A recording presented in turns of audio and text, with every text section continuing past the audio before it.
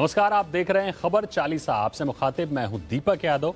खबर चालीसा यानी ऐसा बुलेटिन जहां एक जगह आपको मिलती है दिन भर की सारी खबरें फटाफट अंदाज में। शुरुआत होगी कारोबार की खबरों से, फिर राजनीति। बुलेटिन के दूसरे हिस्से में होंगी राज्यों की खबरें, स्पोर्ट्स, एंटरटेनमेंट के तड़के के साथ दुनिया जहान का हाल। तो शुरू करते हैं आज की खबर चालीसा। कोरोना काल में आरबीआई ने आम लोगों को राहत की बड़ी डोज दी है। आरबीआई ने वीडियो केवाईसी को मंजूरी दे दी है, यानी आप घर बैठे बैंक खाते खुलवा सकते हैं। साथ ही लोन लेने वाली छोटी कंपनियों और इंडिविजुअल्स को शर्तों के साथ लोन रीस्ट्रक्चरिंग की सुविधा भी दी गई है। साथ ही अगर आपका केवाईसी यानी नो योर कंज्यूमर की डिटेल्स 31 दिसंबर तक अपडेट नहीं की हैं, तब भी आपका खाता फ्रीज नहीं होगा। इसके अलावा शर्तों के साथ 25 करोड़ रुपए तक के लोन को रीस्ट्रक्चरिंग की सुविधा आरबीआई ने दी है। खास बात यह है कि यह लोन रीस्ट्रक्चरिंग की सुविधा कंपनियों और इंडिविजुअल्स दोनों को मिलेगी।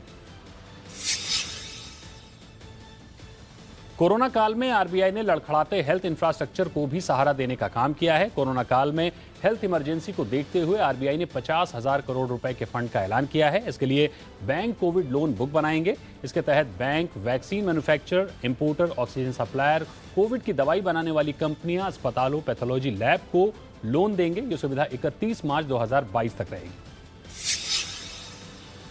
कल की बिकवाली के बाद आज बाजार में रौनक लौटी। साथ ही बाजार खुलने के कुछ घंटों बाद ही आरबीआई गवर्नर शक्तिकांता दास के आम आदमी समेत इंडस्ट्री के लिए ऐलान किए बूस्टर डोज से भी बाजार खुश हुआ और अंत में बाजार अच्छी बढ़त के साथ बंद होने में कामयाब हुए।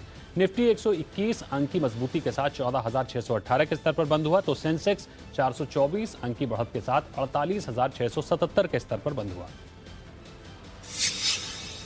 आरबीआई के ऐलानों और अच्छे अंतर्राष्ट्रीय संकेतों की वजह से बाजार में आज चौतरफा खरीदारी रही। बैंक निफ्टी भी आज 1.5% से ज्यादा उछलकर 33,000 के करीब बंद हुआ। बाजार में खरीदारी का असर दूसरे सेक्टोरियल इंडेक्स पर भी देखने को मिला। फार्मा, हॉस्पिटल, मेटल शेयरों में आज जमकर खरीदारी देखने को मिली। वहीं ऑटो, आईटी, एनबीएफसी, एफएमसीजी शेयरों में भी निवेशकों का अच्छा रुझान रहा। वहीं आज सबसे ज्यादा खरीदारी फार्मा सेक्टर के शेयरों में देखने को मिली। सरकार ने आईडीबीआई बैंक में स्ट्रेटेजिक विनिवेश को मंजूरी दे दी है। आज हुई कैबिनेट की बैठक में इसे सैद्धांतिक मंजूरी दी गई है। सरकार विनिवेश के साथ ही बैंक का मैनेजमेंट भी ट्रांसफर करेगी। साथ ही आईडीबीआई बैंक में एलआईसी की हिस्सा बिक्री को भी मंजूरी मिल गई है। आपको बता दें कि आईडीबीआई बैंक में सरकार की 45.48% हिस्सेदारी है, जबकि एलआईसी की 49.24% हिस्सेदारी, यानी दोनों को मिलाकर बैंक में 94% हिस्सेदारी है। कल टाटा कंज्यूमर भी तिमाही नतीजे पेश करेगी। जी बिजनेस के अनुमान के मुताबिक कंपनी के पैकेज फूड में बेहतर ग्रोथ की उम्मीद है। साथ ही कंपनी के फूड कारोबार में 20%, बेवरेजेस कारोबार में 50% ग्रोथ का अनुमान है। इसके अलावा कंपनी के अंतर्राष्ट्रीय कारोबार में भी 5% ग्रोथ की उम्मीद की जा रही है। हालांकि चाय की खरीद के बढ़ते खर्च से मार्जिन पर दबाव देखने को मिल सकता है, लेकिन उम्मीद है कि कंपनी इस बार घाटे से मुनाफे में आ जाएगी। देश की जानी मानी फार्मा कंपनी स्ट्राइड्स फार्मा कारोबार से निकलने का मन बना रही है। जी बिजनेस के मिली एक्सक्लूसिव जानकारी के मुताबिक कंपनी के प्रमोटर फार्मा कारोबार को बेचने की तैयारी कर रहे हैं और उनकी दूसरी फार्मा कंपनियों को पीई कंपनियों से बातचीत जारी है। सूत्रों के मुताबिक प्रमोटर स्ट्राइड्स फार्मा की सब्सिडरी स्टेलिस के साथ बने रहेंगे। स्टेलिस के बोर्ड में आदित्य पुरी बतौर एडवाइजर और कंपनी को स्टेलिस को लेकर काफी उम्मीदें हैं। कच्चे तेल में लगातार तेजी का दौर जारी है। अगर आज के भाव की बात करें तो ब्रेंट क्रूड 1% की तेजी के साथ $70 के करीब पहुंच गया। वहीं WTI क्रूड भी 1.5% मजबूत होकर $66 के पास पहुंच गया। अगर MCX पर क्रूड के भाव की बात करें तो वहां पर क्रूड 0.25% मजबूत हुआ है। महीने भर में कच्चे तेल की कीमतें करीब 11% तक बढ़ी हैं। वहीं अगर सोने चांदी की कीमतों की बात करें तो आज सोने चांदी की कीमतों में दायरे में कारोबार होता हुआ नजर आया। MCX पर सोना 47,000 के नीचे तो चांदी 69,500 के नीचे खिसक गई। चांदी की कीमतों में फिलहाल 200 रुपए की कमजोरी देखने को मिल रही है। वहीं अगर कॉमेक्स की बात करें तो वहां पर सोना $1,775 के ऊपर ट्रेड कर रहा है। केंद्र सरकार ने एलपीजी सिलेंडर को लेकर थोड़ी राहत दी है। सरकार ने 19 किलो वाले कमर्शियल सिलेंडर के दाम में 45 रुपए 50 पैसे कटौती की है। नए रेट 1 मई से लागू हो गए हैं। 14.2 किलोग्राम वाले घरेलू सिलेंडर के दाम में कोई बदलाव नहीं किया गया है। आपको बता दें कि पिछले महीने घरेलू गैस सिलेंडर के दाम में 10 रुपए की कटौती की गई थी।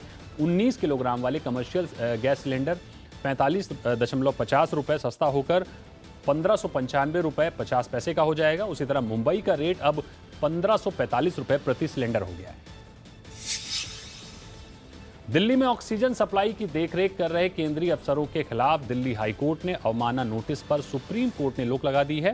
केंद्र सरकार ने हाईकोर्ट के नोटिस को सुप्रीम कोर्ट में चुनौती दी थी। सुप्रीम कोर्ट ने यह माना कि केंद्र के अफसरों को जेल भेजने या फिर उन्हें अवमानना के मामले में घसीटने से ऑक्सीजन नहीं मिलेगी, लेकिन अदालत ने केंद्र से पूछा कि इस समस्या का हल क्या है।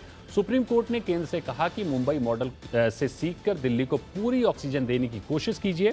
साथ ही केंद्र को करीब 20 घंटे का वक्त देते हुए कहा कि दिल्ली को रोज 700 मीट्रिक टन ऑक्सीजन देने का प्लान कल सुबह 10:30 बजे तक बताएं। तमिलनाडु के चेंगलपट स्थित सरकारी अस्पताल में बीते 24 घंटे में 13 मरीजों की मौत की खबर सामने आई है। मृतकों के परिजनों ने इसकी वजह ऑक्सीजन की कमी बताया है। हालांकि अस्पताल प्रशासन और अन्य अधिकारियों ने बुधवार को इन आरोपों से इनकार कर दिया। प्रशासन के मुताबिक मृतकों में सिर्फ एक कोरोना संक्रमित था, जबकि बाकी कोविड नेगेटिव थे। प्रशासन का दावा है कि पिछले 24 घंटे में जिन मरीजों की मौत हुई उनमें 6 मरीजों को दूसरी गंभीर बीमारियां थीं, उन पर दवाई का असर नहीं हो रहा था। उत्तर प्रदेश में कोरोना के बिगड़ते हालात को देखते हुए सरकार ने लॉकडाउन को 4 दिन के लिए बढ़ा दिया है। अब राज्य में सोमवार सुबह 7 बजे तक लॉकडाउन रहेगा। 2 दिन पहले सरकार ने गुरुवार सुबह 7 बजे तक के लिए लॉकडाउन घोषित किया था। बीते एक हफ्ते से प्रदेश में हर रोज औसतन 25 से 30 हजार नए केस मिल रहे हैं, लेकिन चिंता की बात यह है कि मौत का आंकड़ा कम नहीं हो रहा है। लॉकडाउन के बीच सरकार ने नई गाइडलाइन जारी की है। अब जरूरी सामान की आवाजाही के लिए ई पास जारी होगा।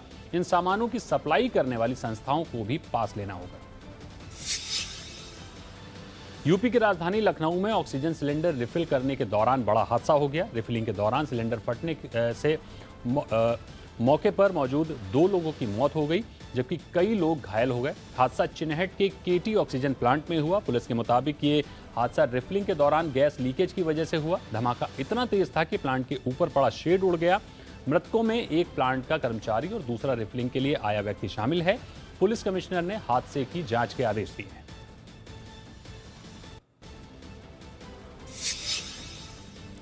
कोरोना की जांच को लेकर आईसीएमआर ने नई एडवाइजरी जारी की है। लैब पर दबाव कम करने के लिए आरटी-पीसीआर टेस्ट घटाने और रैपिड एंटीजन टेस्ट बढ़ाने का सुझाव दिया है। आईसीएमआर का कहना है कि संक्रमण की दूसरी लहर में टेस्टिंग लैब्स पर भारी दबाव है। ऐसे में जांच का टारगेट पूरा करने में परेशानी हो रही है। लैब के कर्मचारी भी लगातार संक्रमित हो रहे हैं। आईसीएमआर ने एडवाइजरी में कहा है कि एक बार पॉजिटिव आने पर किसी भी व्यक्ति का दोबारा आरटी-पीसीआर या रैपिड एंटीजन टेस्ट न किया जाए। साथ ही आईसीएमआर ने कहा है कि कोई स्वस्थ व्यक्ति अगर इंटर स्टेट ट्रैवल कर रहा है तो उसे टेस्ट कराने की जरूरत नहीं होनी चाहिए। इससे लैब पर दबाव कम होगा। देश में कोरोना संक्रमण की रफ्तार थम नहीं रही है। बीते 24 घंटे में कोरोना संक्रमण के 3,82,315 नए केस आए हैं, जबकि 3,780 मरीजों की मौत हुई है। इस बीच राहत की बात यह रही कि 3,38,439 मरीज स्वस्थ हुए हैं। 24 घंटे में 15,41,299 लोगों की टेस्टिंग हुई है। फिलहाल देश में कोरोना की पॉजिटिव रेट 24.8% पर पहुंच गई है। पॉजिटिविटी रेट का मतलब है कि जितने मरीजों की जांच हुई है उनमें से कितनों को कोरोना वायरस मिला है। कोरोना की दूसरी लहर के बीच केंद्र सरकार के शीर्ष वैज्ञानिक सलाहकार विजय राघवन ने तीसरी लहर की चेतावनी दी है। उन्होंने आज कहा कि ये जरूर आएगी। राघवन ने कहा कि वायरस संक्रमण के काफी मामले सामने आ रहे हैं, इसलिए इस वक्त ये कहा जा सकता है कि तीसरी लहर कब आएगी ये बताना थोड़ा मुश्किल है, लेकिन ये जरूर आएगी, ये उनका कहना है। उन्होंने कहा कि हमें नई लहर के लिए तैयारी शुरू कर देनी चाहिए। स्वास्थ्य मंत्रालय की प्रेस ब्रीफिंग के दौरान उन्होंने कहा कि कोरोना की तीसरी लहर को टाला नहीं जा सकता। उन्होंने कहा कि वैक्सीन को अपडेट करने की आवश्यकता पड़ेगी ताकि इस नए कोरोना स्ट्रेन से मुकाबला किया जा सके। उन्होंने ये भी कहा कि वैक्सीन अपग्रेड करने के साथ ही सर्विलांस की भी आवश्यकता होगी। कोरोना की दूसरी लहर के बीच आंध्र प्रदेश में वायरस का नया स्ट्रेन मिला है। इसे एपी स्ट्रेन और N440 के नाम दिया गया है। Centre for cellular and molecular biology के वैज्ञानिकों का दावा है कि भारत में मौजूदा स्ट्रेन के मुकाबले ये 15 गुना ज्यादा खतरनाक है। एपी स्ट्रेन आंध्र प्रदेश, कर्नाटक और तेलंगाना में तेजी से फैल रहा है। इसका असर महाराष्ट्र में भी देखा गया है। सबसे पहले इस स्ट्रेन की पहचान आंध्र प्रदेश के कुर्नूल में हुई थी। शाखापट्टनम और राज्य के अन्य हिस्से में लोगों के बीच जो खौफ पैदा हुआ है, उसकी वजह ये वेरिएंट हो सकता है। प्रधानमंत्री नरेंद्र मोदी ने कहा है कि कोरोना के खिलाफ जंग को मजबूत करने के लिए वैक्सीन की बर्बादी कम करना सबसे जरूरी कदम है। उन्होंने आज ट्वीट के जरिए वैक्सीन की बर्बादी रोकने के लिए केरल सरकार के प्रयासों की भी सराहना की। दरअसल केरल के मुख्यमंत्री पी विजयन ने कल ट्वीट कर कहा था कि राज्य को केंद्र सरकार से टीकों की 73,39,000 खुराकें मिली हैं और उपलब्ध अतिरिक्त खुराकों का इस्तेमाल करते 74,26,164 खुराकें दी गई हैं। मुख्यमंत्री ने इसके लिए राज्य के हेल्थ वर्कर्स, खासकर नर्सों की तारीफ की है। इसी ट्वीट के जवाब में पीएम मोदी ने कहा कि टीकों की बर्बादी कम करने में स्वास्थ्य कर्मियों और नर्सों का उदाहरण प्रस्तुत करते देखना अच्छा लग रहा है। कोरोना संकट और ऑक्सीजन की किल्लत के बीच देश की राजधानी दिल्ली के कई हिस्सों में पानी की कमी हो सकती है। दिल्ली जल बोर्ड ने सुप्रीम कोर्ट को बताया है कि हरियाणा और पंजाब से मिलने वाले पानी की आपूर्ति कमी आई है। ऐसे में दिल्ली में अस्पतालों को आपूर्ति किए जा रहे पानी में कटौती करनी पड़ सकती है। फिलहाल सुप्रीम कोर्ट की बेंच कल यानी गुरुवार को पंजाब और हरियाणा से आपूर्ति से संबंधित मामलों की सुनवाई करेगा। रिपोर्ट्स के अनुसार प्रभावित होने वाले क्षेत्रों में सिविल लाइंस, हिंदू राव अस्पताल, करोल बाग, पहाड़गंज और एनडीएमसी क्षेत्र शामिल हैं। ममता बनर्जी तीसरी बार पश्चिम बंगाल के मुख्यमंत्री पद की शपथ ले रही हैं। ये दूसरा मौका है जब ममता बंगाल विधानसभा की विधायक नहीं होने के बाद भी प्रदेश की कमान संभाल रही हैं। इससे पहले 2011 में जब ममता पहली बार मुख्यमंत्री बनी थी तो वो लोकसभा सांसद थीं। इस बार वो नंदीग्राम से अपने पुराने सहयोगी और भाजपा उम्मीदवार शुभेंदु अधिकारी से चुनाव हार गई हैं। हार के बाद भी ममता राज्य की मुख्यमंत्री बन सकती हैं, लेकिन 6 महीने के भीतर उन्हें राज्य की किसी विधानसभा सीट से चुनाव जीतना होगा। अगर ऐसा नहीं होता है तो उन्हें मुख्यमंत्री का पद छोड़ना होगा। ममता बनर्जी ने तीसरी बार बंगाल के मुख्यमंत्री पद की शपथ ली, लेकिन इस दौरान चौंकाने वाली बात यह रही कि पश्चिम बंगाल के राज्यपाल जगदीप धनखड़ शपथ ग्रहण के तुरंत बाद राज्य में जारी हिंसा का मुद्दा उठाया। उन्होंने धनखड़ ने ममता को समझाते हुए कहा कि राज्य में जारी हिंसा तुरंत बंद होनी चाहिए, जिसके बाद ममता ने कहा कि अभी तक राज्य की व्यवस्था चुनाव आयोग के पास थी और अब मुख्यमंत्री बनने के बाद वो नई व्यवस्था शुरू करेंगे। इस दौरान ममता ने कहा कि वो हिंसा करने वाले लोगों को किसी भी हाल में नहीं बख्शेंगे। पश्चिम बंगाल विधानसभा चुनाव जीतने के बाद टीएमसी कार्यकर्ताओं की मचाई जा रही हिंसा पर बीजेपी नेता और एक्टर मिथुन चक्रवर्ती ने चुप्पी तोड़ दी है। उन्होंने ट्वीट कर कहा कि चुनाव के बाद से बंगाल जल रहा है, कृपया इस हिंसा को रोकें। मानव जीवन राजनीति की तुलना में अधिक महत्वपूर्ण है, कृपया उनके परिवारों के बारे में सोचें और इस हिंसा को रोकें। आपको बता दें कि टीएमसी के विधानसभा चुनाव जीतने के बाद से ही उनके कार्यकर्ता पश्चिम बंगाल में हिंसा कर रहे हैं, जिसमें चुन चुनकर बीजेपी के कार्यकर्ताओं को निशाना बनाया जा रहा है। सुप्रीम कोर्ट ने शिक्षण संस्थानों और सरकारी नौकरियों में मराठाओं के लिए आरक्षण के फैसले को खारिज कर दिया है। इतना ही नहीं, सुप्रीम कोर्ट ने मराठा आरक्षण असंवैधानिक भी बताया है। 5 जजों वाली संविधान पीठ ने सर्वसम्मति से कहा है कि मराठाओं को कोटा देने वाले महाराष्ट्र के कानून में 50% की सीमा का उल्लंघन करता है। मराठा आरक्षण देते समय 50% आरक्षण का उल्लंघन करने का कोई वैध आधार नहीं है। उत्तर प्रदेश विधानसभा चुनावों से ठीक 1 साल पहले राज्य की योगी सरकार के सामने संकट की स्थिति पैदा हो गई है। योगी सरकार को मथुरा और अयोध्या में बड़ा झटका लगा है। पंचायत चुनाव में अयोध्या में बीजेपी को 40 सीटों में से सिर्फ 6 सीटों पर ही जीत मिली है। योगी के शहर गोरखपुर में भी समाजवादी पार्टी ने बीजेपी को जोरदार टक्कर दी है। वहीं मथुरा की 33 पंचायत सीटों में से बीजेपी की झोली में सिर्फ 8 सीटें आई हैं। वहीं अयोध्या में समाजवादी पार्टी सबसे बड़ी पार्टी बनकर उभरी है। पार्टी को अयोध्या में 40 में से 24 सीटों पर जीत हासिल हुई। बॉलीवुड अभिनेत्री दीपिका पादुकोण भी कोरोना संक्रमण की चपेट में आ गई हैं। हालांकि ये खबर दीपिका या उनकी टीम की तरफ से कंफर्म नहीं की गई है, लेकिन रिपोर्ट्स के मुताबिक पिछले दिनों वो अपने परिवार से मिलने बेंगलुरु गई थी, तभी वे संक्रमित हो गई। इसके पहले मंगलवार दोपहर को उनके पिता और पूर्व national badminton player Prakash Padukone के संक्रमित होने और बेंगलुरु के हॉस्पिटल में एडमिट होने की खबर सामने आई थी। प्रकाश के अलावा उनकी पत्नी उज्ज्वला और बेटी अनीशा भी कोरोना पॉजिटिव पाई गई हैं। हालांकि ये दोनों होम आइसोलेशन में हैं।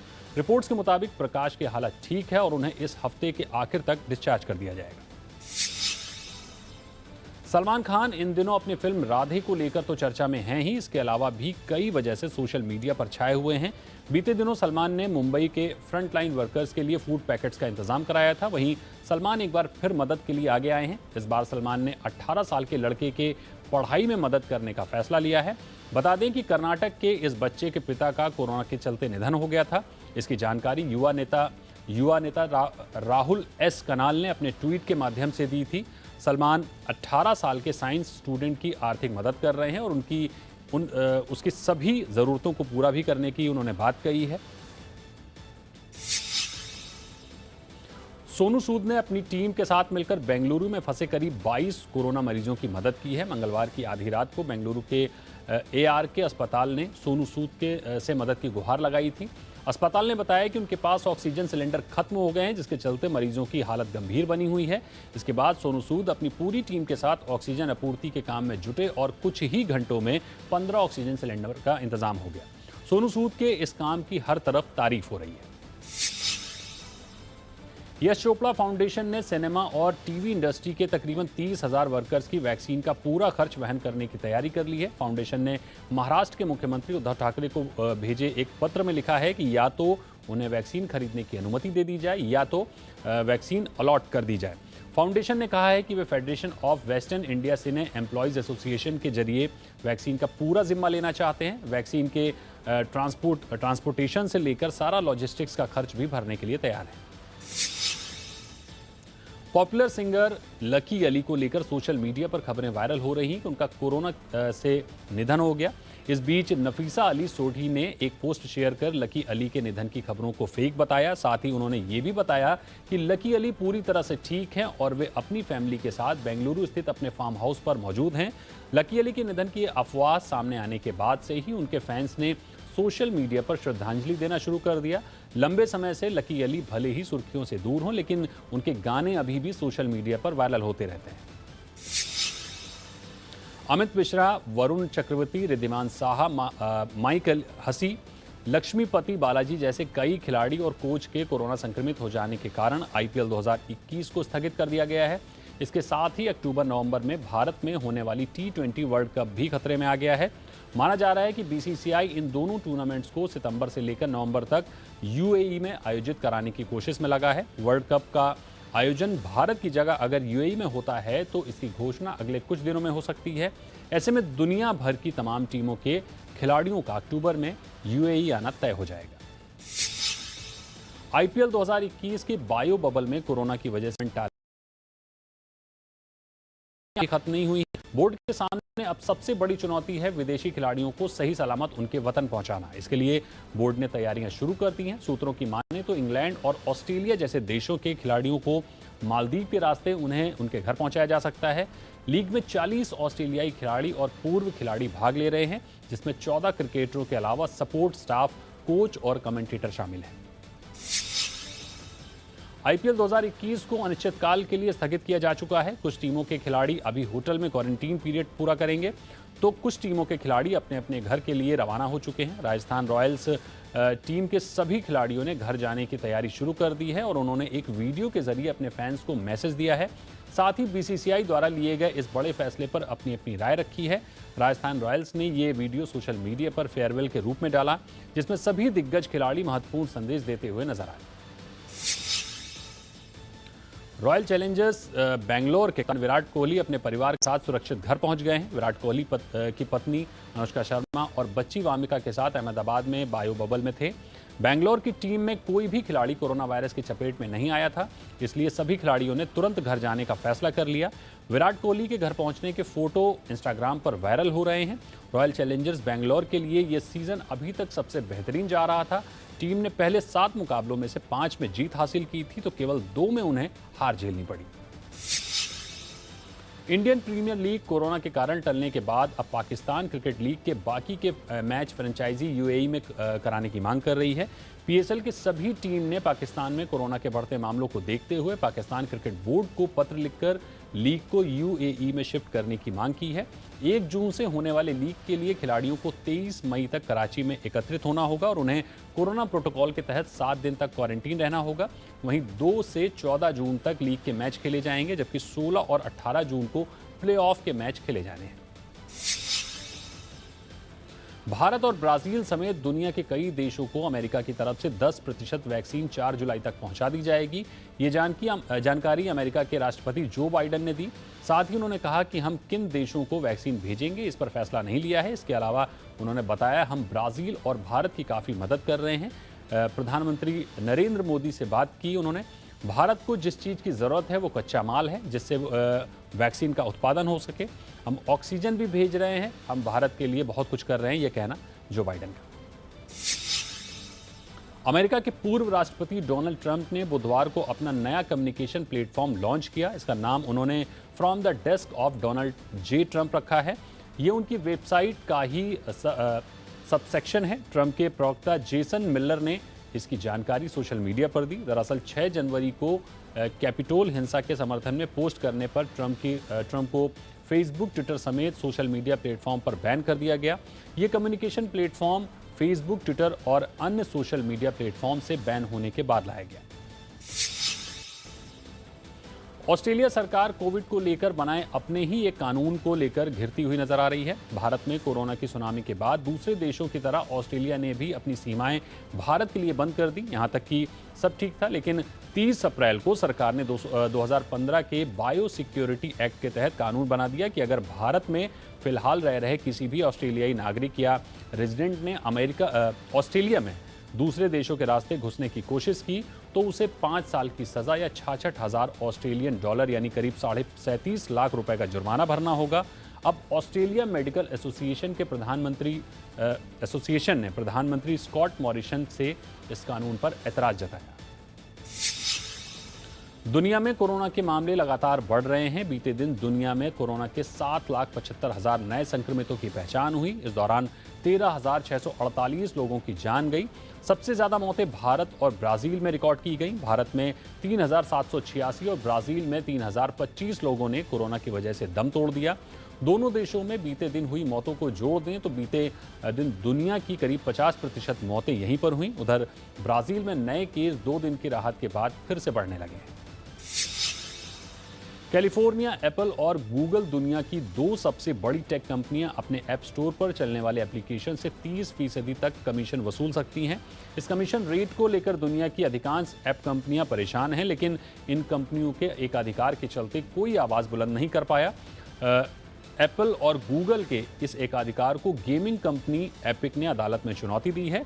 ओकलैंड कैलिफ के संघीय अदालत में इस मामले की सुनवाई होनी है। जानकारों का कहना है कि यह सुनवाई 3 सप्ताह तक चल सकती है। और इसी के साथ खबर 40 में आज फिलहाल इतना ही, लेकिन देश और दुनिया की तमाम खबरों के लिए आप बने रहिए जी बिजनेस पर।